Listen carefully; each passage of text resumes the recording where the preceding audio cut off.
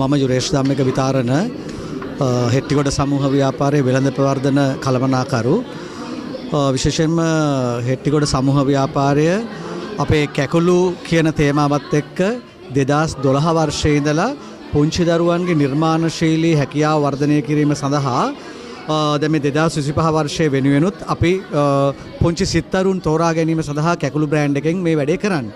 ඉතින් මෙවර වසරින් වසර මේක ප්‍රවර්ධනය වෙලා විශේෂයෙන්ම අපට ලදරු පාසල් ගුරුවරුන් දෙමාපියන් දරුවන් විශාල සංඛ්‍යාවක් මේකත් එක්ක බද්ධ වෙලා ඉන්නවා. මෙවර 73000ක් දරුවෝ අපේ මේ වැඩසටහනට අපට දායක වෙලා තිබෙනවා. ඉතින් ඒක නිසා විශේෂයෙන්ම ඉහළ කළමනාකාරීත්වය අපේ ගරු සභාපතිතුමා හිටපු ගරු සභාපතිතුමා ගැන වචනයක් කියන්න ඕනේ. දේශබන්දු වෛද්‍යාචාර්ය දිවංගත වික්ටර් හෙට්ටිගොඩ ශ්‍රීමතාණන් එතුමාගේ සංකල්පයක් අනුව තමයි මේ කැකුළු චිත්‍ර නිර්මාණශීලී දරුවන් බිහි කරන්න මේ වැඩසටහන කළේ.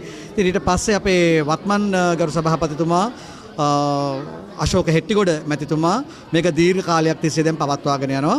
ඉතින් ඒක නිසා අපිට කියන්න තියෙන්නේ පණිවිඩය අපි දරුවන්ගේ සැබෑ මනෝභාවය හඳුනාගෙන දරුවන්ගේ සැබෑ දක්ෂතාවය හඳුනාගෙන විශ්වාසවන්තව යන නිසා තමයි මේ වැඩසටහන මෙච්චර කාලයක් පවතින්නේ.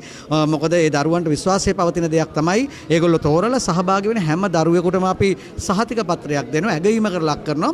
ඒ වගේම අවසානයේදී දරුවන්ගේ ඡායාග්‍රාහක 100 දෙනෙක් ගෙනල්ලා කොළඹට හැම වසරකම මේ විදියට අපි තෑගි දෙන්න බලාපොරොත්තුවක් තියෙනවා.